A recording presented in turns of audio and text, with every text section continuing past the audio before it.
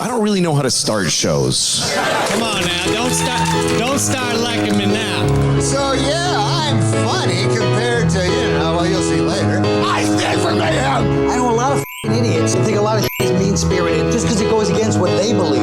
But the relief of comedy is to take things that aren't funny and it allows us to laugh about them for an hour. We got a purple suit to buy and a gigantic coffin. Why are you laughing?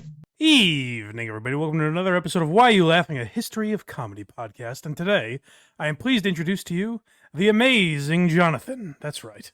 An episode you guys have been bugging me to do for quite some time now. Over the 100+ weeks that we've been doing this show, I've gotten a lot of messages. Surprised there's so many Amazing Johnathan fans out there. And I thought about doing an episode when he passed away last year. But to tell you the truth, I didn't know a ton about Amazing Johnathan, and I wasn't really interested in him. It didn't, for whatever reason, it didn't motivate me to do an episode. And as we did this one, shame on me, I say, because he's definitely an interesting character. That's what you forget about these guys that don't necessarily have the respect of all of their peers in comedy. They still had interesting lives and careers, and I also think it's interesting to kind of look at why he maybe didn't get the respect of other comedians. In the same light, we talked about Gallagher. I'm sure we'll do an episode about Carrot Top at some point. These guys that are making people laugh and selling a lot of tickets don't have respect in the world of comedy for whatever reason, so we'll get into that. I always say that I hope these episodes inspire you guys to look more into these people. One reason I'm kind of glad we're doing this episode is because there's not a ton of info on Amazing Johnathan out there. So hopefully we do get you guys to look more into him. But the two main sources that I pulled from are his interview with Mark Maron, which Maron, as Craig was saying before the show, always does a very good job, almost chronologically breaking down people's careers as if it's for a show like this, where I'm like, oh, good, he asked about this. I can pull a clip from it. Yeah. And Steve Byrne, there were two documentaries made before the Amazing Johnathan passed away in 2019. Excuse me. One is on Hulu, and the other is was done for All Things Comedy. Steve Byrne made it, and it's on YouTube now, called Always Amazing. So he got a lot of our clips are from that as well. So check those out if you guys are looking for more on the Amazing Johnathan that we don't touch on. And as I always say, if we missed anything, let us know. Let me know, and maybe we'll talk about it on a future episode or a bonus episode or something. And we have a perfect example of that today because I think it's a couple weeks ago now, we talked about Howard Stern versus Opie and Anthony, and I mentioned that there was a clip I wanted to play that we didn't have. I couldn't find it anywhere. Luckily, my buddy Cardiff Electric found it and posted it on his YouTube page. So if you want to hear the full context for this, you can go check out our pal Cardiff Electric on YouTube. But this is Howard Stern talking to Sean Hannity about Opie and Anthony. So real quick, this is off topic of Amazing Johnathan, but I just wanted to play it for you guys to fill in the blanks on what we were talking about with some of that Howard Stern versus Opie and Anthony beef. This is Howard addressing the gag order that he put on O&A when they were both at Infinity Broadcasting. Now, I've been on their show a bunch, and they say that you would forbid them from from mentioning you on the air. Absolutely. That's true. Why? Because you're a big advocate of free speech. This has nothing to do with free speech. When I am in business or in a company, and they hired Howard Stern imitators to go on in the afternoon. They wanted to. They did really well. I mean, they're very well. And the fact of the matter is, I said to management, I'm not interested. This is Procter & Gamble to me. I'm a brand of soap, and I don't want anyone knocking me. I have a plan every time I go up against people. If I have to go up against you, I analyze the competition and I think about you 6 different ways for Sunday. And I turn to Mel Karmazin. On the morning. I turn to Mel Karmazin. Morning radio is the most vicious. It's vicious. Stay in this time. I'm staying right here. I said to Mel Karmazin at the time, I said, your 2 boys that you hired, who sound identical to me, will implode. I give them 3 to 4 months. They're so desperate to be famous, they are going to do something stupid. If they can't talk about me, they're going to go insane. Watch. And he laughed, and I've made other predictions in radio. And one thing I know is radio. You say, I watch them implode, and I watch them lose their job. But if you're a strong supporter of free speech, Yeah, and you say my free speech. But that's the point. If you say that they can't talk about you or mention you, and you have the power because you're Howard Stern and you're making all this money for the company, you're a little hypocritical. Sure, maybe, but you know what? I win, they lose. Ooh. Oh, he's just a complete hypocrite. Also, the problem with his, by the way, sorry for the sound quality, but I think this Sean Hannity was probably on AM radio, I'm guessing 20 years ago. But what's interesting about his little Procter and Gamble analogy is in this world, it would be like if Procter and Gamble passed legislation to make other companies couldn't sell their products and only Procter and Gamble could. Right. Either they might buy up other companies, sure, to make themselves bigger, but they can't just shut down the competition the way that Howard did. So that was the problem with his little analogy there. And yeah, that was the start of some of the Howard hypocrisy. So I thought it was interesting and wanted to make sure we played that at some point. We don't usually do that. I think the only other time we've made a correction like that was the famous Robert Schimmel Joe Rogan incident. Yes. I erroneously said that Joe Rogan married Robert Schimmel's daughter. And then I think I corrected it one week and then went back on it the next week. So, all right, so we will get into the Amazing Johnathan now. But first, I want to tell you guys about blindmike.net, if you wouldn't mind. That's where all our links are. If you're looking to find everything in one easy place, a one-stop shop, if you will, then go to blindmike.net. That's where you can find all of our links for free for this podcast, everywhere you get podcasts, Why You Laughing, as well as the other podcasts that I host, Blind Mike Project, and Who Are These Socials, that I do with my pal Carl. You can find all the links there, wherever you get podcasts, Apple, Spotify, and what have you. You can subscribe to the YouTube, where these episodes, as well as the Blind Mike Project, are every single week. Subscribe there, like, comment, all that stuff helps the algorithm. And we're trying to get to 5,000 on YouTube, all right? We're a small channel, but we're growing. Get those numbers up, baby. And if you want to support us even more, you can become a YouTube member, as well as a member on Patreon. Trying to get to 1,000 on Patreon, too, all right? So let's flex those numbers a little bit. If you guys are interested in supporting the program, like I said, best way to do all that is blindmike.net. And we appreciate it. I feel like I'm missing something, but who cares? Enough jibber jabber. Let's get into the Amazing Johnathan. And as I would hope most magicians do, he started when he was a young boy. I feel like it would be very weird to get into magic in your latter years, you know? Yeah, I was actually a big fan of his growing up because his special on Comedy Central would air all the time. Yes. And I thought it was one of the funniest things in the world because you would do stupid, like he's about to talk about his spoon trick, but like you'd have explosions and shit like going off just to like distract you from everything. Yeah, he was very Gallagher in that way. I think the difference between a guy like the Amazing Johnathan and Gallagher is Gallagher always wanted to be more than he was. Mm-hmm. And based on my research, the Amazing Johnathan was pretty satisfied with, comfortable in his own skin. Oh, especially where he ended up at the end. Didn't have to go anywhere anymore. Sure. So let's start in the early years of the Amazing Johnathan. This was one of his early tricks. Able to bend spoons. I figured out how to bend a spoon with using my mind, but it was just misdirection. I would make him look away for a second. I would bend it. Hold on.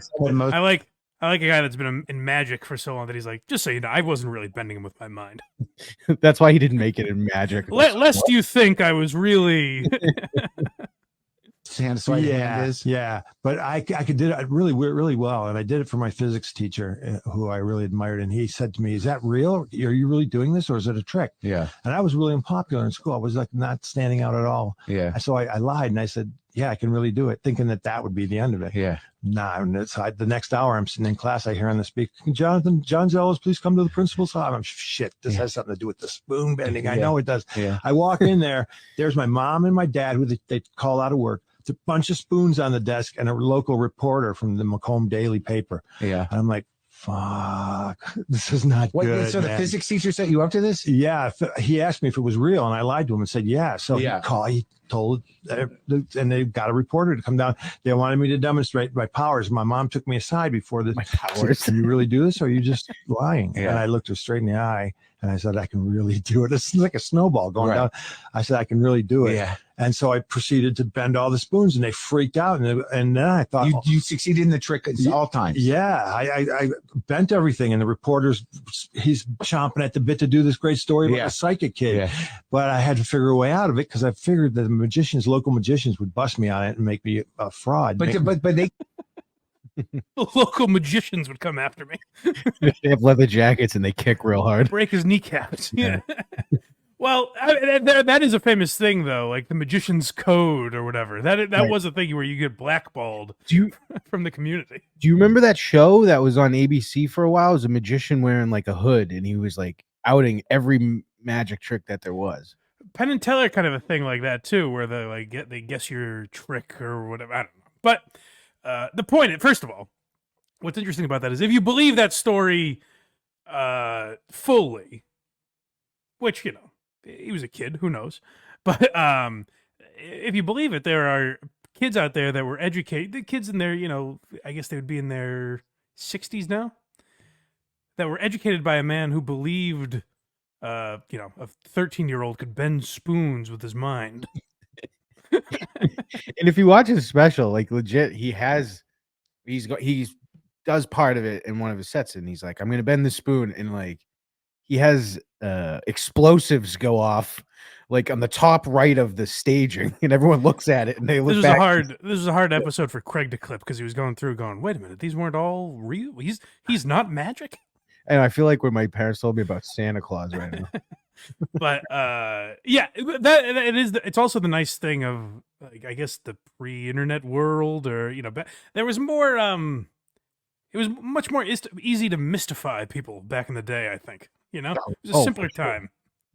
Imagine a teacher calling a local paper because a kid bends spoons with his mind. Yeah, right.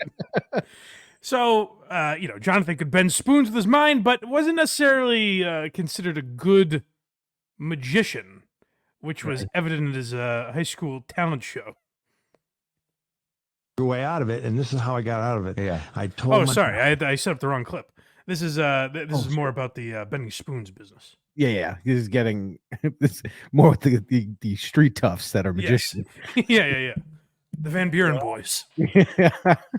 It, and this is how I got out of it. Yeah. I told my mom that I wanted to be a normal kid. I didn't want to be a freak in the school. I just wanted to be a normal kid. I didn't want everyone looking at me like I was weird. And she bought it. They all bought it, and nobody did the story. But it leaked. This is the good part. It leaked out, and I didn't get that press, which I didn't want. But everyone thought I was this mysterious. And I got mad pussy. I got mad pussy my senior year. I did, yeah. Oh, because you were like the wizard. I was like man who fell to earth. Yeah. So, and that's when you knew show business was the thing.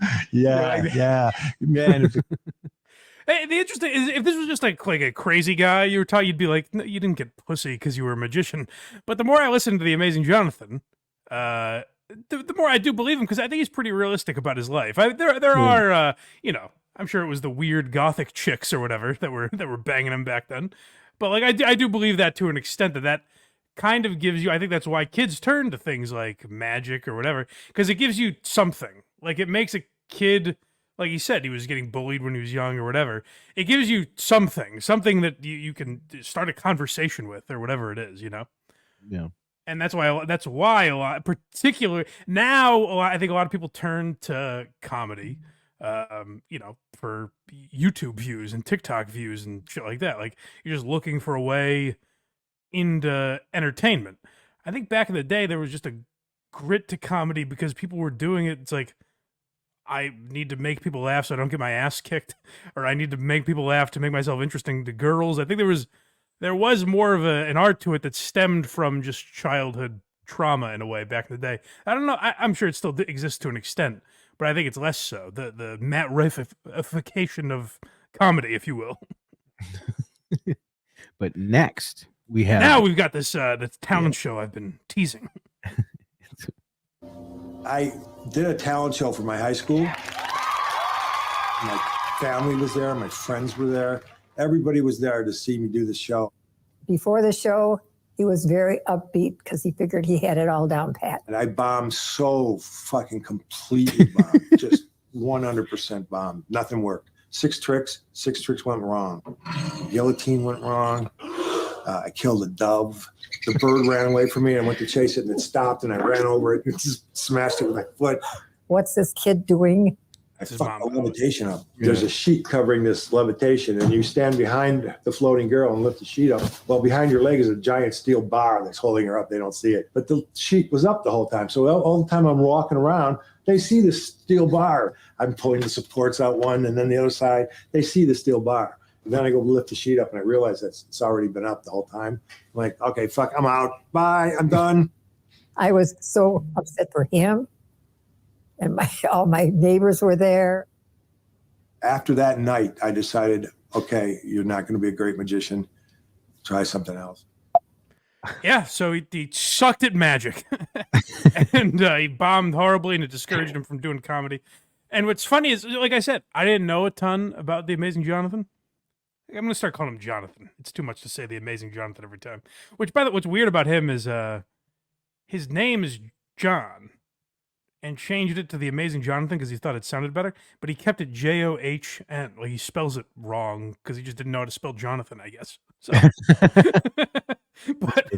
but yeah, so he sucked at magic, and he said even to this day, like well, not this day, but you know, a year ago, whatever.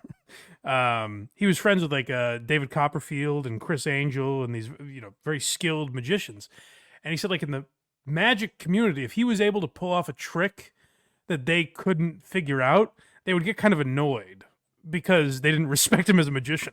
It's like, bullshit. Like, they didn't really, I don't know. They looked down at him as a magician, so he would not like pull out too many of his better tricks in front of them. Because that was kind of his whole act, as we'll get into. But yeah, so he quits magic and he turns to drugs. But somewhere along the line, he decided to get back into it again. So where are we now? Street performing. Yeah, so we'll talk more about his drug use and stuff, which is another thing I didn't really know about. This is what I did with the Amazing Johnathan is stereotype him to think like, oh, he's a nerd. He must be into nerd things. I didn't realize he was just a speed maniac and cokehead throughout his entire life. I was going to say, imagine if Sam Kinison pulled a rabbit out of his hat. That's the Amazing Johnathan. that kind of what he was like. So yeah, he was doing like mescaline and all this crazy shit when he was a kid, when he was in high school.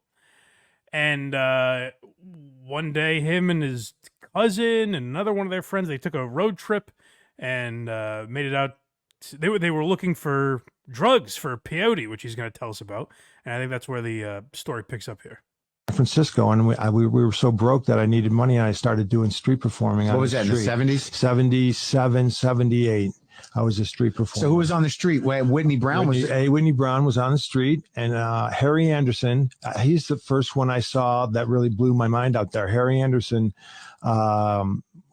I set my stuff up and was doing my show, and I went to grab a bite, and I came back, and Harry had packed all my stuff up and was in my spot. Yeah, so I don't know A. Whitney Brown from much. He was on SNL, and he was also like one of the first Daily Show. I think he was on during Craig Kilborn's time on the Daily Show. And Harry Anderson, most people know him from Night Court, but was also, I never knew this, but used his some of his street performing skills on Cheers. He was a character on Cheers that would come into the bar and do like bar tricks, like Slippin' Jimmy from Better Call Saul, basically. Yeah. And I didn't realize like, oh, he must be skilled at sleight of hand magic, and that came in during his street performing. And what Jonathan said about street performing is like, people don't realize that you kind of have to. It's almost more pressure than a live performance where you sell tickets or whatever, because people can just get up and walk away. I mean, you can do that at a ticketed show as well, but like you're kind of just passing by, so you have to capture their attention and have them stick around for the amount of time that you're doing a trick, and also impress them enough that they, throw you $5 or whatever. So he was doing this on the street to make money. It started out like like I said, him and his friends and his cousin were out there like trying to score drugs, and he started doing it for drug money basically, and he kind of realized he had some success. So he would see other street performers, was kind of influenced by them, and said, "Oh, well, I can do magic good enough if I mask it with comedy." You know, like I'll never be a magician that like David Copperfield, but if I kind of have the bit, same as who are we talking about? Maybe Pee Wee Herman being like a bad comedian, kind of. Where Stuttering John, Jesus, the Amazing Johnathan. Wow, I'm backed up. People will like that one. Yeah. Jonathan said, like, "Hey, I'm not good enough to be a great magician, but maybe I'm good enough to be a purposely bad magician." You know. But it turns out he was actually just like a good magician doing funny things. Yeah. Well, that's the thing, is he's of course better than you or I, but like I said, Chris Angel looks down his nose at him, you know? Chris Angel down his friggin' mascara to face. Yes. Right at him. Mind freak. Next we got Showcase. So this was kind of what set up his career. He came up in that San Francisco comedy scene, which is somewhat legendary. I would say in a different way than Boston, where, you know, Boston has all this lore around their comedy scene in the 80s with, like Dennis Leary came out of here. Stephen Wright is probably the most famous as far as just stand-up. But Lenny Clark, Steve Sweeney, all these like local legends, Don Gavin, these, you know, kind of hardcore guys that came out of Boston. And a lot of them like stayed here and made their bones here in New England for the most part. Whereas San Francisco had this group, Robin Williams, Ellen DeGeneres. I think Bobcat Goldthwait was in that crew. A lot of guys came through San Francisco that became very big names, and Johnathan was one of them. I went and did the Holy City Zoo the first night I did it. Robin Williams was it. Robin came in and did a set. Dana Carvey was there, and I was there, and we were all just starting out. Paula Poundstone, Ellen DeGeneres, a lot of people that became really, really famous. We're from the same cloth, that generation of comedy, working that comedy club. Pretty good time for comedy. Clubs were springing up everywhere in the United States. I could go work as much as I wanted. I never auditioned for TV. I was always a street performer, then a club performer. They wanted 3 comics to go from San Francisco to represent San Francisco and go to the Improv for a showcase, a big showcase. I'll take my clothes off and run around. This prevents streaking. I did the showcase and destroyed it. I mean, they have never seen anything like that at the Improv. And one night I got David Letterman.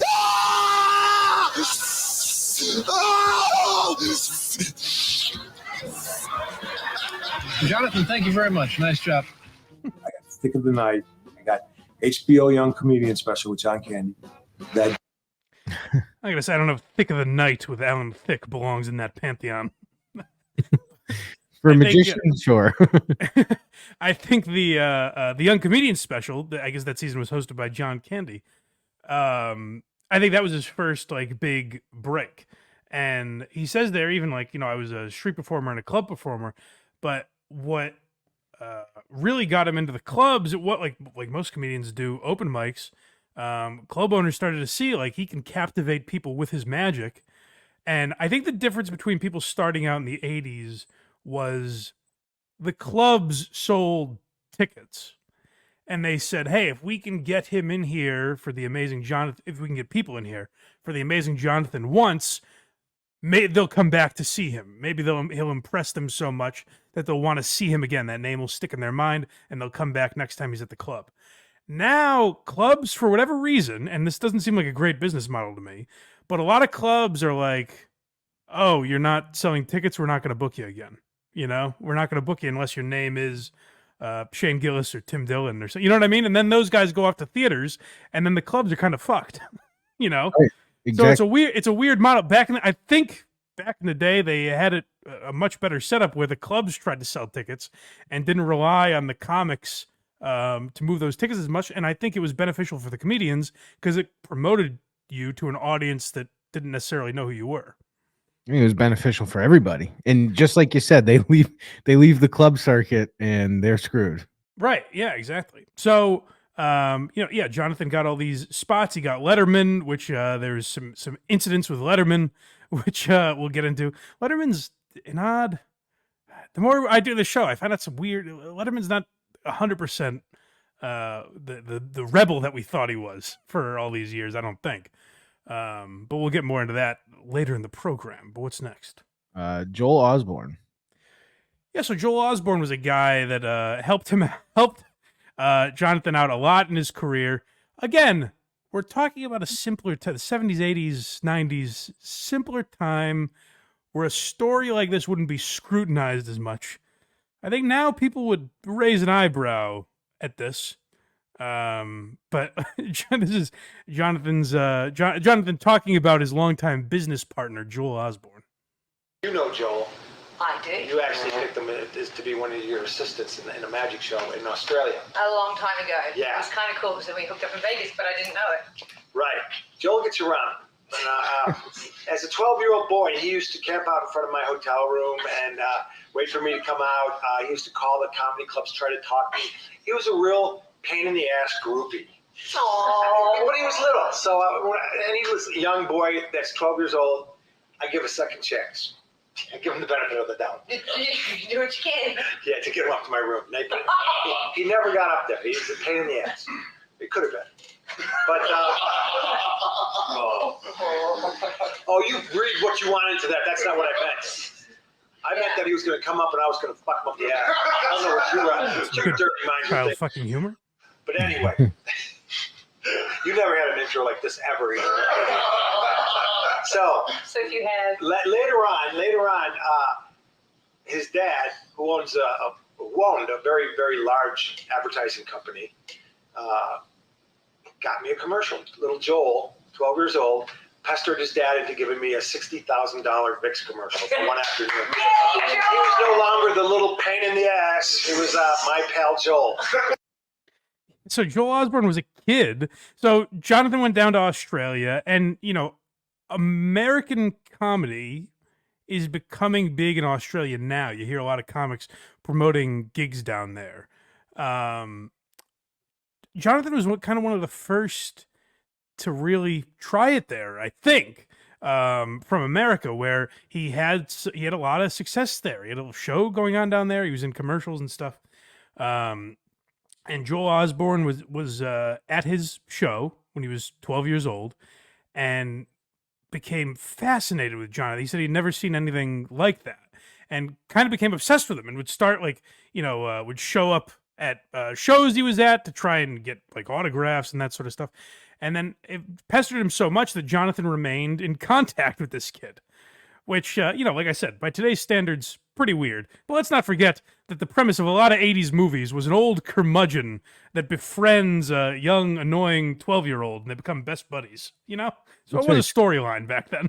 Yeah, he actually left a ticket for his mom and him, and Joel actually kept writing him, but he ignored him until he called him with an offer for a commercial. That's right.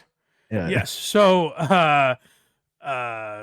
so they stayed in touch, and Joel, when he was like 19, really started to get Jonathan some opportunities, and eventually this kid stayed in touch with him enough that Jonathan asked him to become his manager and all this sort of stuff. And then eventually Joel Osborne does comedy now and grew enough of an interest that he just kind of wanted to veer off and do his own stuff. But for a long time, they said that Joel was kind of the guy behind Jonathan. Jonathan's a drug addict. So people in that type of situation need someone to manage their career.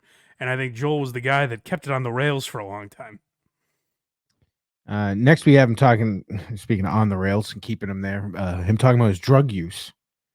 Yeah. So this was the real tough point about Jonathan's career, because there's a lot of guys that say, and I think Jonathan was one of them, there's a lot of guys in comedy that say I wouldn't be funny, particularly back, 30, 40 years ago. I wouldn't be funny without drugs or alcohol, whatever. They think that fuels them. I think we talked about Chris Farley last week. I think that was the source of a lot of his problems, is he thought he wouldn't be funny if he wasn't fat or if he wasn't on drugs, whatever. And I think Jonathan is one of these guys where he thought that fueled him in some way. I don't think it's ever the answer, but maybe there are some examples where like, oh, this guy wasn't funny once he was sober. But let's hear Jonathan talk about his experience. The sort of like the mythology around Amazing Johnathan and cocaine is epic. Yeah, it was. I did a lot of it. And for a long time, I wasn't one of the guys who quit after Robin Williams and Belushi's party. Yeah.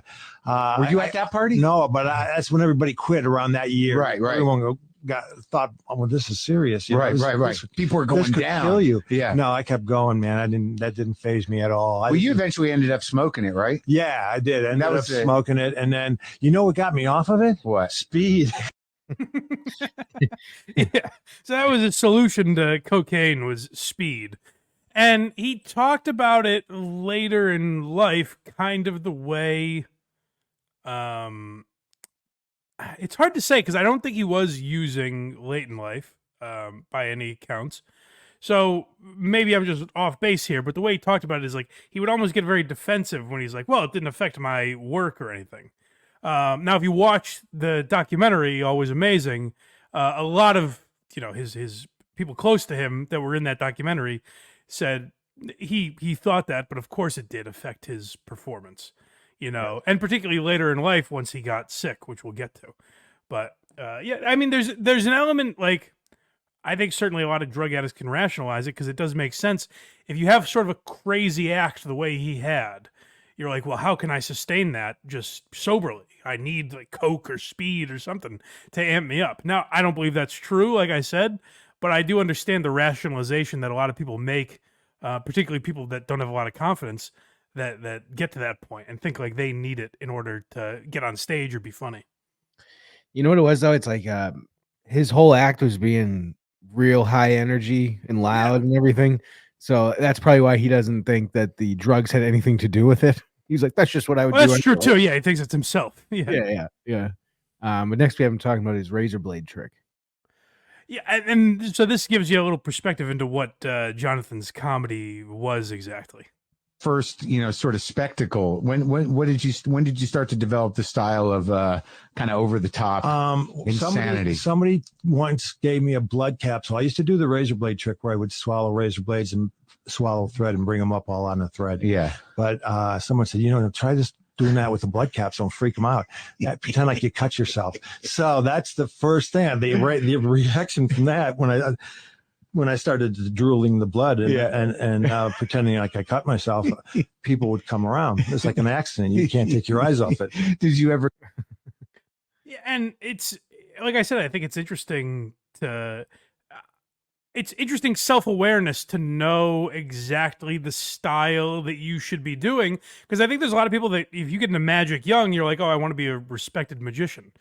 He's like, well, how can I entertain people? And that's freaking him the fuck out, doing something weird on stage. Yeah. I respect that level of self-awareness, I think. Thank God he bombed that talent show or he would think he was a self-respected magician. Exactly. Yeah. Well, that's the thing is there's a fine, like we've talked about guys like Tom Myers and Dat Fan that take themselves very seriously. And it's just if they had, and a lot of people say when we talked about Tom Myers, a comment that I got that I think there's some validity to. They said, if you give Tom Myers self-awareness, you lose Tom Myers. Mm-hmm. And my point has always been, no, he could harness that into something. And that's what I think we're seeing here with the Amazing Johnathan. Like, he's a weird guy. But I think he was aware of that. And, like, I watched his comedy for this. He could be a bit of a cornball. Like, some of the lines are somewhat stock lines or corny, whatever. I wouldn't call him a hack necessarily. I think he puts his own spin on it for sure, but it's not cutting edge comedy. What's interesting is the absurdity of it all, that he was aware, like, this is what makes it different and funny. And that's what I think about a lot of guys, like I said, Tom and Dat, where it's like, if they could just figure out what's weird about them, what makes people fascinated by them and play to that in some way, I think they would have had more successful careers the way Jonathan did. Yep. And speaking of success, he got a game show. He sure did. This was it ran 65 episodes by game show standards. Jeopardy's been on for 40 fucking years. So by game show standards, that's nothing great, but that's a good run for a show. This is the closest thing I would say he had. I mean, other than being on Letterman and things like that, I would say this is the closest thing he had to like mainstream success. Is this game show Ruckus? What was the Merv Griffin show? Well, Merv saw me do some late night TV show, right? But he hired me to do in Atlantic City. He owned Resorts International, a casino, and I did a show for him there. Yeah, a live show. Yeah, I replaced Rip. What was the name? Rip Taylor. Yeah, I replaced Rip Taylor. You replaced. Yeah, it was called Red Hot and Rowdy, the show. Yeah. So I was the headliner in that, and I brought in a lot of business. At that time, I was starting to get a good draw. So I brought in a lot of business, and he called me up after it was over and said, "Ooh, I got a great idea." He says, "You want to do a game show? You want to host a game show?" And I went, "Well, I'm not really the game show type, you know." And he went, "Well, this one you're because I based it off your shows, right? So we want to do it. The game is going to be different every time, every day. The game will be different. We will never play the same game twice. Right. That was the whole thing. So I said, yeah, and we went and we worked on it. We wrote it. Merv and I and some writers I hired. So he had this game show. Merv Griffin saw something in him and gave him a show. And like again, self-awareness, like he said, he's not your traditional game show host. He's not Pat Sajak, but they created some wild game around him where like the game is supposed to be different every time and it's crazy and all that. And something like that, Johnathan is great for. And we'll get into it here a little bit, but Johnathan says like they developed kind of the narrative that he was difficult to work with. Yeah. In order to screw him essentially out of money, basically. It's instead of screwing him out of paying him. And Johnathan has this idea that they kind of created that. And I'm sure there's something to that. I mean, obviously, the suits are greedy and all of that. But when a guy that's as heavy into drugs as Johnathan was says he wasn't difficult to work with, I don't always believe that. Or at least take it with a grain of salt, because not even saying they're lying. I don't know that they remember everything that they've done, Right. I don't know if they remember every incident in the exact way that it happened that people might be saying is difficult. So I imagine he probably was somewhat difficult to work with, which makes him a better, solo act going on like to clubs and stuff like that, rather than actually running a television show. But there's more to it here. The game show go? Did you here's have a the good thing. run? Yeah. We did the pilot, and it was really, really cool. And NBC loved it, and they picked it up, and we shot 65 episodes of it. We did. Wow. Yeah, we did 65, and then that. So was that your big payday? The first big payday? Well, it was going to be. If that's the 300,000 I got ripped off.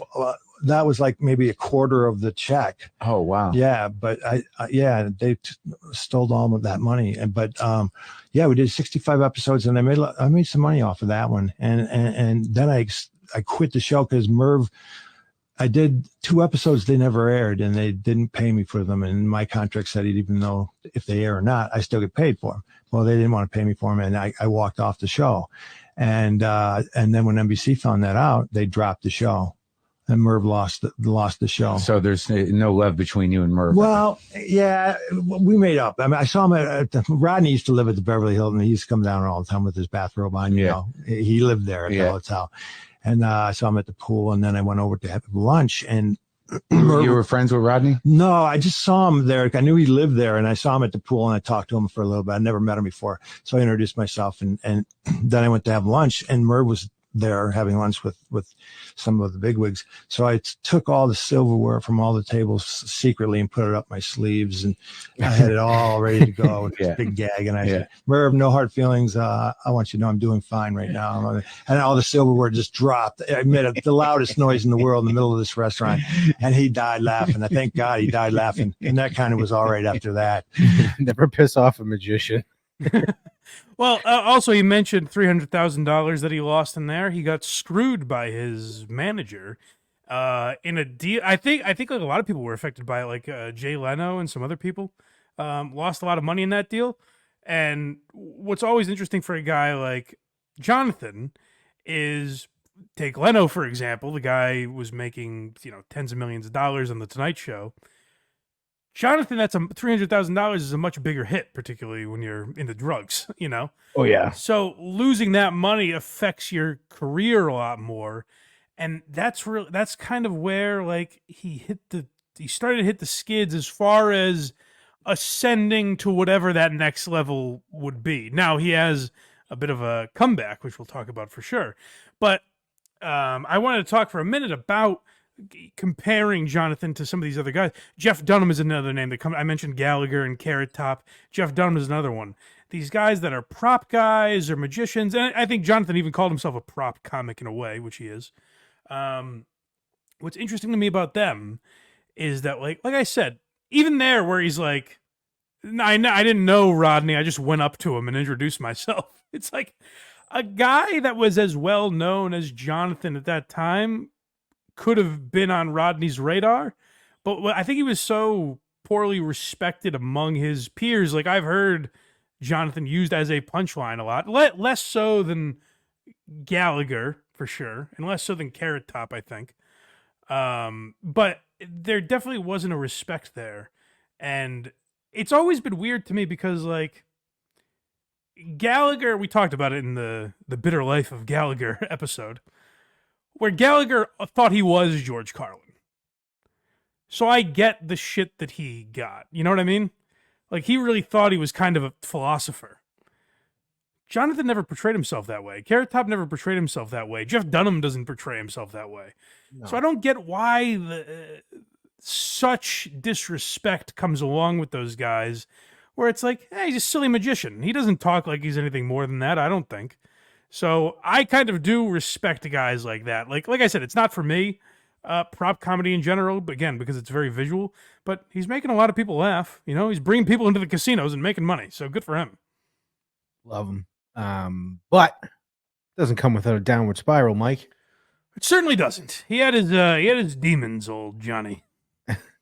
After the money being stolen from me and quitting the show, that was the downward spiral. That started the drug use again. And then were you just doing clubs and stuff? Yeah, I was doing clubs but I was doing, it wasn't I wasn't healthy. It was a bad state of mind. Two times I've been in a bad state of mind. That and when I got divorced. Yeah. Both times I never ever think about suicide ever, but I was just kind of contemplating. Like when I got divorced, I was sitting there with a gun in my mouth. It wasn't loaded, but I just wanted to feel the drama. Sure. I wanted to feel divorce is horrible. It was really bad because mine was really bad because she just didn't tell me why. She just said, I'm going back to Australia. I'm leaving you. She wouldn't tell me why really. And I thought we had a good marriage and yeah, they were married. He and his first wife were married for about 5 years, and then she just like went to Australia. Now, again, this is where I think Jonathan is in denial about some of this stuff, like his drug use and his depression, because when he's like, I was never going to do anything, I just put a gun in my mouth. The scene that's painted in the documentary is much darker. Yeah. The way like Joel in the documentary, Joel Osborne explains it, and I didn't clip that because we might have one clip for it, but. It's a little just longer in nature. The story plays out in a little longer fashion, but it's a much darker scene. And they also talk about in the documentary that this was not a one-time incident where Jonathan would do this high-energy act on stage and then get off stage and just be in a miserable depression and, cry in the green room and shit like that. Like and that's where he really became tough to work with. And as people that are in that state often are, not necessarily their own fault, but like you lash out at others and do all kinds of shit that in a better state of mind you wouldn't be doing. So I don't know if he's being 100% truthful about how he was feeling there when he's like, I put a gun in my mouth, but it was all in good fun, to feel the drama. It was just, I was being a rebellious teen, Yeah. So yeah, that to me is, the other thing I meant to mention about like the drug use and stuff, and to where again I think Jonathan kind of was in denial about some of this stuff, where he would do coke on stage. Like he literally had a bit around like snorting something in a way that would make the audience think like, hey, he's pretending to do coke. That's funny. But he was really like he just set it up that way so he could actually do coke during the show. But his depression continued. It sure did. Let's hear a little more about it. This is the In Living Color stuff. Oh yeah, which by the way, Craig pointed out to me, I didn't realize this. This is funny. They use a clip from In Living Color here, and they introduce in the credits you'll see James Carey, which is kind of funny. I didn't realize he was ever billed that way. Yeah. He was a big fan of Jonathan's, and he gets a call one day from him and says, come and audition for this new role on the show In Living Color. It came to the day of the audition. Jonathan gets to the front door, then looks at the corner, decides to opt out and go and smoke crack instead. I didn't want to work at all. Just didn't want to work. And Joel talked me into going back out and working again. He was in the depths of depression. Before a show, he'd be backstage and he would just break down, sobbing next to me. And then he's introduced and, all right, let's go do this. You know, and then he'd come off and he'd just be miserable again. Yeah, him on something like In Living Color would have been interesting because then his character kind of expands. Maybe they put him in situations that would have been, building upon not just the one note amazing, like he's a magician, whatever. Maybe he could have done characters on that show that kind of built him into something. But like you hear there, like the addiction kind of took over. He went to smoke crack instead of going to the audition. So you never got that next layer of Jonathan, which again, like historically, that's not what you want. If you're doing a show like this, breaking it down, you say, oh, I should have gone to that In Living Color audition. But listening to him talk, he seems pretty content with how his career played out, doing his magic, doing his bits on stage, and making a lot of money, which he did, particularly once we get to his casino run. But like he was very successful. He doesn't have the career that people necessarily dream of, but like what he set out to do, he accomplished, which I think deserves to be applauded. You know, like I said, there were 2 documentaries made about the guy in the same year, oddly before he died, which is a little weird that they both chose to be made that year. I feel like he was dying for like 10 years. So they're like, this is going to happen one of these days. Yeah. Well, we'll talk about that. They definitely knew it was on the horizon. It's just weird that they both came out at the same time. Yeah. But yeah, like I think he's a guy. I don't know how much this is saying, but like he probably deserves to at least be mentioned in the same breath as Gallagher and Carrot Top. I think, you know, definitely. But here he is talking about Letterman with Maron. Yeah, so this is something I had not heard before, and Letterman had an incident with Bill Hicks that we talked about too. That made me think like Letterman was always the rebel of late night. He was kind of rebelling against the machine that is Hollywood and celebrity and all that stuff. But then you remember, I guess, like, you know, he's a student of Johnny Carson. Maybe he's more clean cut than we realize because there's some things he would not allow on his program. Something up. Now, the one rumor that there was always around was that you got banned from Letterman because you flipped somebody off. I did. Yeah, I got banned from Letterman because I made a bet with a DJ named Kevin Matthews who worked in Chicago. And I bet him that I wouldn't flip him off sometime during the show. It was like $100 bet. And that cost me. This is your first Letterman. First Letterman. He called me over to sit down and I scratched my nose with my middle finger, thinking that's the winning bet. Yeah. And it wouldn't look obvious, but I mean, it looked really bad. I watch it now today and I see it and I go, and it was Roger Morton who was producing the show then, and he thought I did it to him. Right. Because he had cut my time down by a whole minute and I was mad, he thought I was flipping him off. Yep. And so he told me, you'll never be on the show ever again. Did he say, I knew what you were doing? Yeah. Yeah. He knew exactly what I was doing. And I couldn't convince him that I wasn't doing it to him, you know. You tried to tell him that it was a bet? I said it was a bet. Yeah. And it was. And so I didn't do the show. Then he got fired. Maybe 15 years later, he got fired, and Letterman saw my Comedy Central special. Yeah. And personally called. He himself called to have me on the show. Yeah. And I said, I wonder if he remembers that I had done a show before. Yeah. Now, if you watch me come out on the second time I did Letterman, you see me laugh my head off when I'm walking out after the intro. It's because he stood up behind his desk and did this to me, like flipped me off. And I started laughing. No, so he does remember this, right? So listen to this. So we'll get into the rest of the story in a second, but it is weird. Like, and again, it seems like kind of one of the producers more than Letterman in this first instance. But it is weird that you think of Letterman as like this, you know, sort of fuck the man kind of guy, you know, going against the grain, particularly in his time. Like he was doing weird stuff. And yet he did have these lines he would draw where it was like, if you cross them even unknowingly, you're done. You know, and again, it seems like it wasn't Letterman's beef, but he allowed it for 15 years where Johnathan wasn't on the show. Which is crazy because for late night, you'd think Amazing Johnathan would be perfect. He seems like the perfect kind of guy, although I can see why networks would be fearful of him. And I think he explains why that is in our next clip. Yeah, I can't air it. Yeah.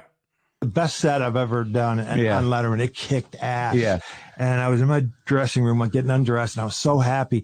The producers came back there and said to me, we can't air that, what that set you just did. And I'm like, what are you talking about? I killed it. And I said, well, I stabbed a girl in the head. My assistant was a girl. And I stabbed her in the head with a pair of scissors, and it looks really extremely real. And he took offense to that.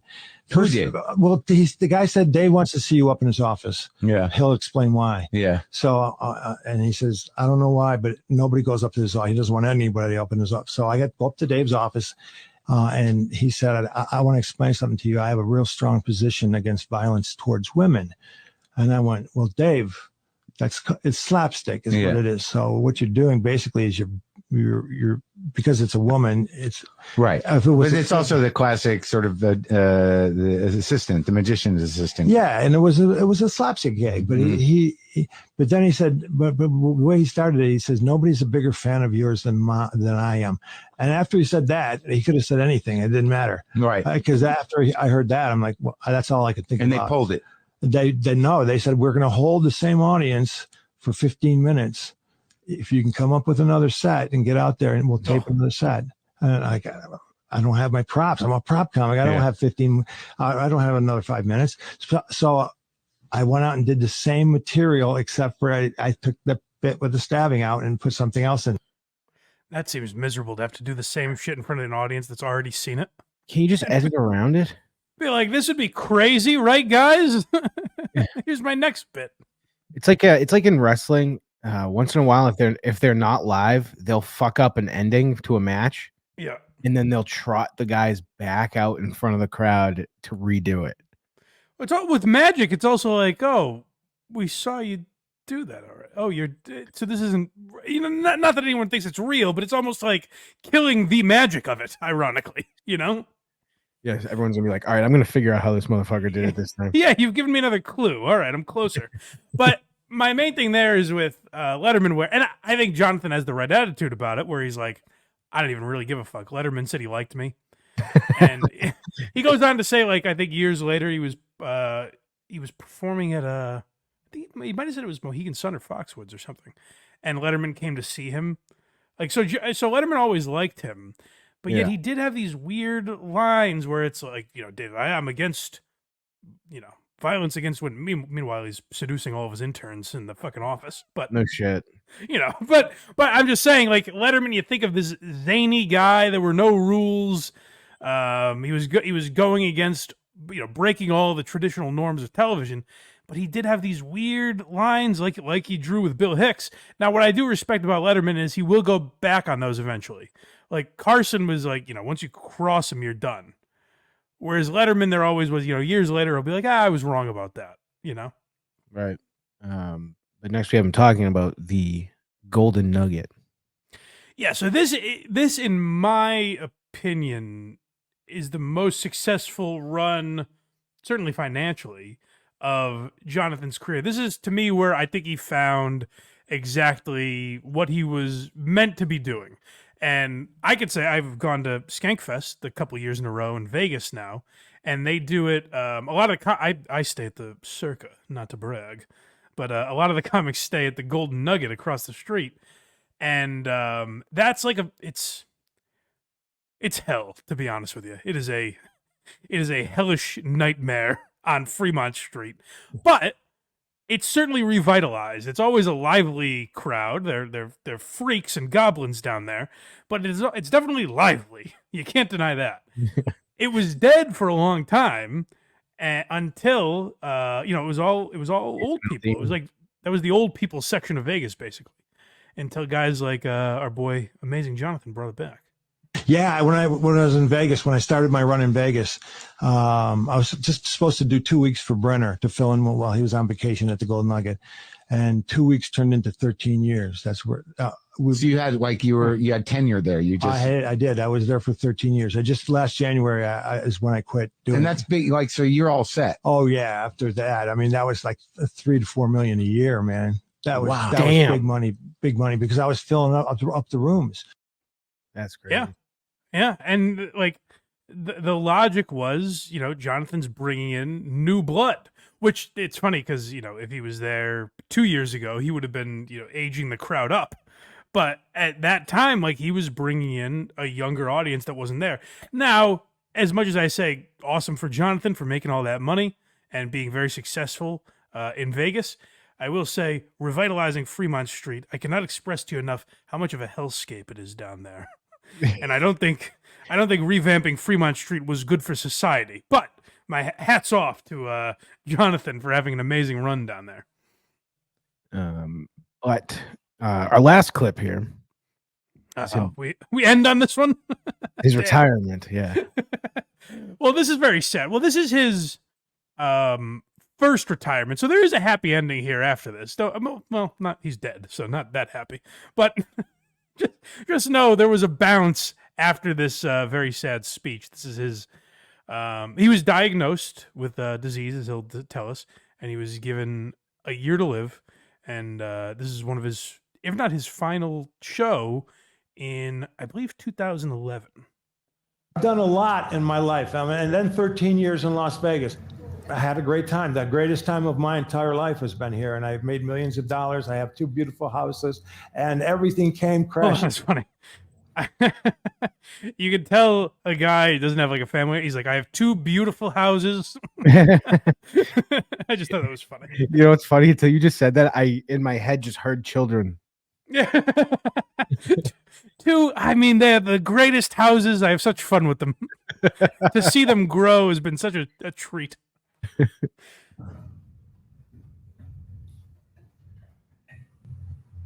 Down when I was told I had a year to live. Sorry, go back just a little bit. Oh, I love when comics get serious. This is what I call the Michael Richards effect that we bring up a lot. Yeah, where this guy's pulling fucking razor blades out of his tongue. you think, oh, this is there's a misdirection coming. Yeah, but not so fast. Everything came crashing.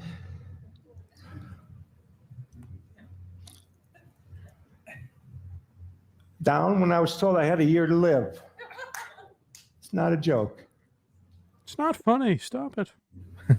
So, I'm dealing with that right now. I promised I wasn't going to cry, but it's very scary. And my heart is failing. My wife would have said it failed long ago, but it does actually failing for real. He tried.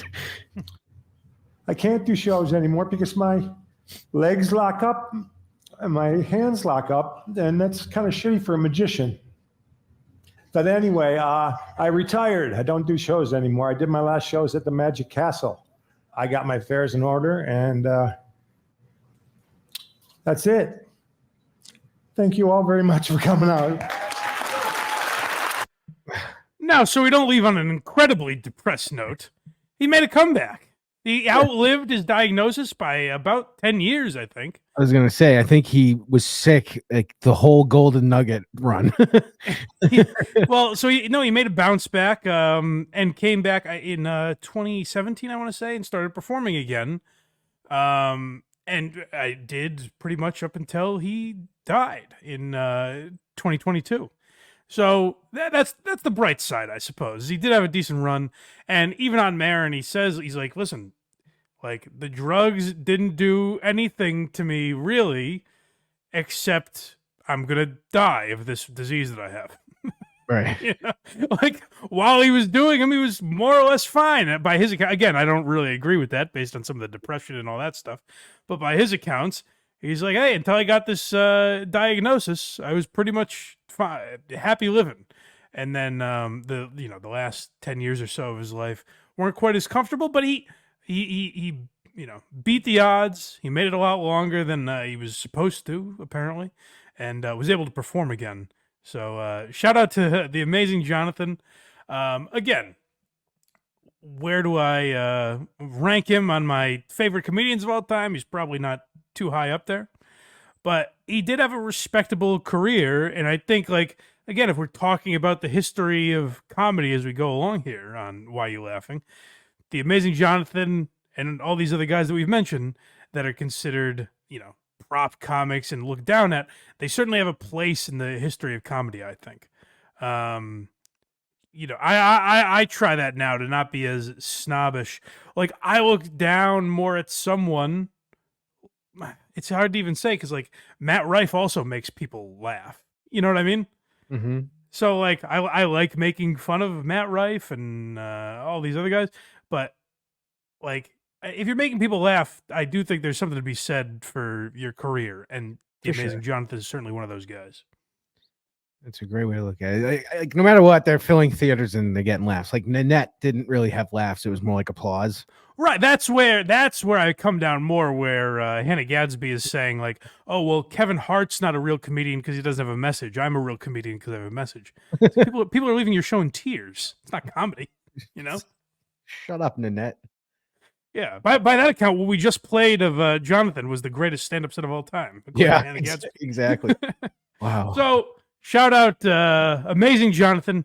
And, if you've gotten to the end of this and said, I probably could have just listened to that episode of Maron and watched the documentary, you're right, but we condensed it by an hour, so look at it that way. Yeah, you're welcome. So, yeah, let me know. Hope you guys enjoyed this episode. Maybe you look more into Johnathan. Like I said, I've been going in and out of kind of your guys' suggestions and people that I've wanted to do for a long time. I've kind of been wobbling back and forth between those. So if you guys have suggestions, weird people like the Amazing Johnathan, or just some of your favorites that we haven't covered yet, let me know. And the best place to find anywhere you can reach out to me is blindmike.net. You can message me on Patreon. We'd like if you did that. If you became a YouTube member or a Patreon member, you subscribe. You get bonus content every single month, bonus episodes of Why You Laughing, as well as these episodes a week early. So you could have been listening to this last week if you were on Patreon or a YouTube member. Excuse me. And if you'd rather just support the show for free, we appreciate that as well. Subscribe on YouTube or wherever else you get podcasts. blindmike.net is where you can find all those links. And also, if you're into just history, if you're a history buff and you're looking to expand your palate, Craig has a show called Rubbed Out, where they explore the history of gay crime. And Sure. Is that right? Yep, sure. That's exactly it. Yeah, so crimes and gay history, Rubbed Out, and you can find that at verygoodshow.org, as well as all of Craig's other stuff going on. If there's a murder in West Hollywood, we're covering it. All right, very good. So you go to verygoodshow.org to check that out, and we will talk to you guys next time on Why Are You Laughing? Zip it up and zip it out.